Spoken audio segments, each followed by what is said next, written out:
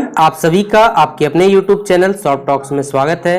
आज की इस वीडियो में मैं आप सभी बच्चों को क्लास 11 सोशियोलॉजी यानी कि समाज शास्त्र के जितने भी इंपॉर्टेंट सवाल करा रहा हूँ वो सारे के सारे 5 मार्क्स में आपको एग्जाम में पूछे जा सकते हैं।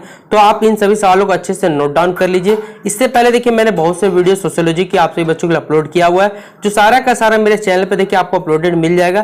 तो उन सभी क्वेश्चन को जरूर पढ़ के जाइएगा।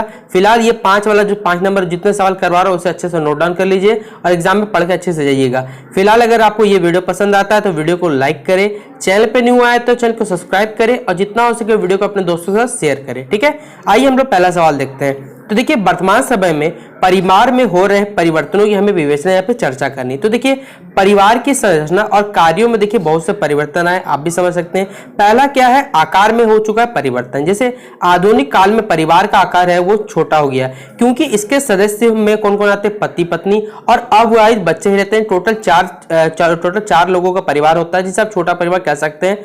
फिर अगला है पिता की शक्ति में कमी। पहले पिता का जो स्थान होता था वो परिवार में निरंकुश शासक के समान होता था, लेकिन अब वो निरंकुश शासक के समान नहीं रहा। अब उसकी आज्ञा जो होती है वो पारिवारिक निर्णय में क्या रहती है, अंतिम नहीं रह चुकी है। फिर स्त्रियों की शक्ति में वृद्धि। अब पुरुषों के समान स्त्रियों को अधिकार मिल चुका है, जिसके चलते उनका जो कार्यक्षेत्र परिवार तक ही सीमित नहीं रहेगा, वो पुरुषों के समान वो हर क्षेत्र में कार्य करने लगी है। फिर अगला पॉइंट लिखिएगा आप लोग कि विवाह के स्वरूप में परिवर्तन। बाल विवाह पर देखिए प्रतिबंध तथा विलंब विवाह के प्रचलन के कारण परिवार का जो आकार हो चुका है वो प्रभावित हो चुका है। अब केवल एक विवाह द्वारा परिवार क्या संगठित किया जाता है, इससे भी देखिए परिवार का जो आकार हो चुका है वो प्रभावित हुआ है। फिर अगला हमारा नातेदारी के महत्व में कमी। जैसे भौतिकवादी तथा व्यक्तिवादी होने के कारण व्यक्ति अपने नातेदारों से दूर होने भागने लगता है, उसके साथ वो घनिष्ठ संबंध का जो निर्वाह वो नहीं कर पाता है। फिर अगला पॉइंट आप लिख दीजिएगा, टोटल 5 ही पॉइंट लिख लेगा। मैं आपको बताता हूँ, ज्यादा लंबा मत लिखने जाइए क्योंकि समय आपका बर्बाद होगा, क्योंकि 1.25 घंटा या फिर 1 घंटा 20 मिनट में आप उतना लंबा लिख भी नहीं सकिएगा। इसलिए 5 ही पॉइंट लिखिएगा। आप 7 पॉइंट लिख सकते हैं, जो आपको 7 पॉइंट मैंने आपको यहाँ पर दिखा दिया है। आपको जो 5 पॉइंट अच्छा लगे आप लोग अपने हिसाब से छाट के लिख लीजिएगा। ठीक है, देखिए अगला सवाल हमारा नातेवारी। सो यहाँ नातेदारी हो गया, गलती से क्वेश्चन वारी लिखा गया है, द कर लीजिएगा वो की जगह। नातेदारी से आप क्या समझते हैं। और अगला है नातेदारी के विभिन्न रूपों की हमें चर्चा करनी है और अथवा नातेदारी के प्रकारों का हमें वर्णन करना है। तो देखिए नातेदारी संबंध जो होता है 2 या 2 से अधिक व्यक्तियों के बीच होता है, जिनमें देखिए रक्त संबंध हो सकता है, विवाह संबंधी हो सकता है तथा दूर के संबंधी के भी रिलेशन हो सकता है। जब इन संबंधों को देखिए सामाजिक मान्यता मिल जाती है तो उसे ही हम लोग क्या कहते हैं, नातेदारी व्यवस्था कहा जाता है। और नातेदारी व्यवस्था को परिभाषित करते हुए चार्ल्स विविक ने कहा है कि नातेदारी व्यवस्था में समाज द्वारा मान्यता प्राप्त एवं संबंध आते हैं जो अनुमानित और रक्त संबंधी पर आधारित हो। नातेदारी के देखिए 2 प्रकार। तो देखिए यहां से यहां लिखे, उसके बाद यहां छोड़ दीजिएगा। किसने क्या कहा ये कथन याद रखिए, चार्ल्स विविक ने क्या कहा।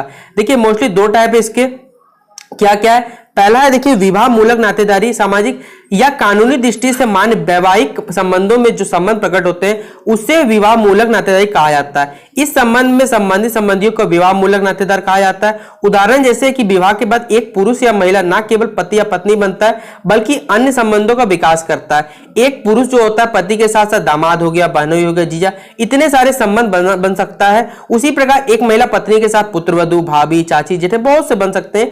प्रत्येक संबंध जो होते हैं 2 व्यक्तियों में, जैसे देवर, भाभी, जीजा, साली, ये सभी परिवर्तन, ये सभी क्या होते हैं, संबंध रखते हैं। इस प्रकार विवाह द्वारा उत्पन्न नातेदारी विवाह जो होता है वो मूलक नातेदारी कहलाता है। फिर अगला हमारा रक्त मूलक नातेदारी, जो रक्त के आधार पर संबंधित होता है। यह लिखा हुआ इस रूप में संबंधित संबंधियों को रक्त मूलक नातेदार कहा जाता है।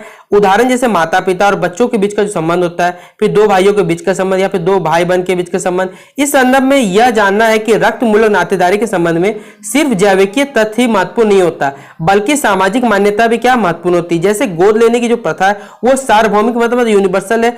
दत्तक पुत्र तथा पुत्री के समान सभी जगह इस प्रकार का व्यवहार किया जाता है, मानो वो जैविक रूप से उत्पन्न क्या हो, एक संतान हो। मजुमदार तथा मदन का कहना यह है कि कई आदिम समाजों में संतान के जन्म के संदर्भ पिता की जो भूमिका है वो अज्ञात होती है। ठीक है, तो ये क्वेश्चन भी नोट डाउन कर लीजिएगा, बेहतरीन सवाल है, आपके एग्जाम में पूछा जा सकता है।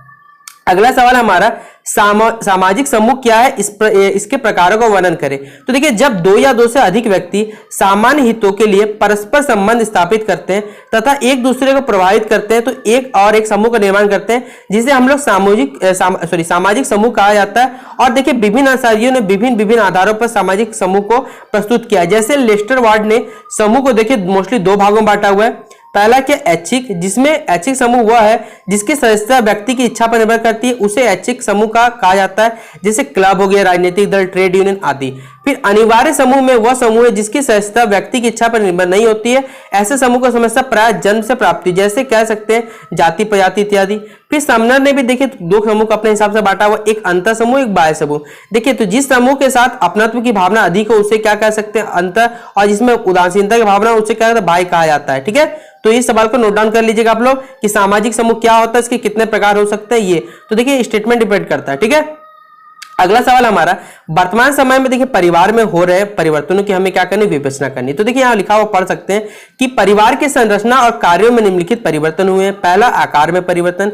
आधुनिक काल में परिवार का आकार छोटा हो गया क्योंकि इसके सदस्य पति पत्नी और विवाहित बच्चे ही होते हैं। फिर पिता पत्नी की शक्ति में कमी। देखिए अभी जो चीज हमने पढ़ा वही चीज यहाँ पर लिखा हुआ, और ये सवाल देखिए सिर्फ सवाल को क्या कर दिया गया, वही सवाल मैंने आपको यहाँ पर करवाया हुआ है। ठीक है, तो ये सवाल देखिए यहाँ पर 2 बार रिपीट हो चुका है, तो इसे आप लोग क्या करिए, मार्क कर लीजिएगा, छोड़ दीजिएगा इसे। अगला सवाल नोट करिएगा कि धर्म के महत्व को स्पष्ट करें अथवा धर्म के प्रकारों का क्या करें, वर्णन करना है। तो देखिए धर्म का मानव समाज के साथ गहरा संबंध होता है।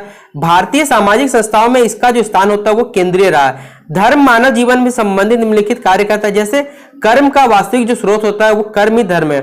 यह धर्म क्या करता है, मानव को अपने कर्तव्यों का पालन करने का निर्देश देता है। यह व्यक्ति को दूसरे व्यक्तियों के प्रति, अपने राष्ट्र, समाज, परिवार, पड़ोस आदि के प्रति अपने कर्तव्यों का पालन करने का भी आदेश देता है। इससे एक और व्यक्ति को मानसिक शक्ति मिलती है और दूसरी क्या मिलती है, सामाजिक जीवन का संगठन मिलता है। फिर अगला पॉइंट लिखिएगा कि व्यक्तित्व के विकास का क्या होता है, आधार बतलाकर धर्म व्यक्ति को जीवन की जीने की सही मान्यताओं का विकास करता है। असफलता की स्थिति में ईश्वरीय इच्छा का विश्वास दिलाकर और किसी भी स्थिति में जीने की प्रेरणा देकर व्यक्तित्व के विकास का आधार रह चुका है ये। फिर ये एक ऐसी विधि है जिसमें विश्वास ही मानव को आगे बढ़ाता है। फिर अगला पॉइंट लिखिएगा, संस्कृति की रक्षा। विश्व में कितनी ही संस्कृति और सभ्यता विकसित हुई और समाप्त हुई, लेकिन वैदिक जो संस्कृति हमारे पिछले 5000 वर्षों से अपना स्थायित्व बनाए रखे हुए, इसका मूल कारण है ये कि, तो देखिए यहाँ पर लिखा हुआ पढ़ सकते हैं कि इसका कारण मेन है कि हिंदू धर्म का वो व्यवहारिक स्वरूप है जो मानव को अपने कर्तव्यों का पालन करने की प्रेरणा देता है। इस प्रकार भारतीय समाज में धर्म संस्कृति का क्या करता है, रक्षा प्रदान करता है। फिर एक और पॉइंट लिखा हुआ है, आप लोग क्या करिए 3 ही पॉइंट लिखे, ज्यादा पॉइंट मत लिखे, क्योंकि देखिए ज्यादा समय तो नहीं रहेगा एग्जाम में, इसलिए जितना कम हो सके 100 वर्ड के अंतर्गत उस आंसर को सुलझाने का प्रयास करें। ठीक है, अगला सवाल हमारा, सामाजिक स्थिरीकरण क्या होता है, इसकी विशेषता की विवेचना करें। तो सामाजिक स्थिरीकरण एक ऐसी व्यवस्था है जिसके माध्यम से समाज अनेक समूह तथा वर्गों में बंट जाता है। प्रत्येक वर्ग की एक निश्चित स्थिति होती है जो एक दूसरे की तुलना में उच्च या निम्न होती है। प्रत्येक यह वर्ग तथा समूह जुड़े होते हैं और इनकी कुछ विशेषता इस प्रकार है। पहला, सार्वभौमिकता। सामाजिक स्थिरीकरण एक क्या है, सार्वभौमिक यानी यूनिवर्सल प्रोसेस है। यह प्रत्येक समाज में किसी न किसी रूप में अवश्य पाया जाता है। फिर दूसरा है हमारा चैतन्य प्रक्रिया।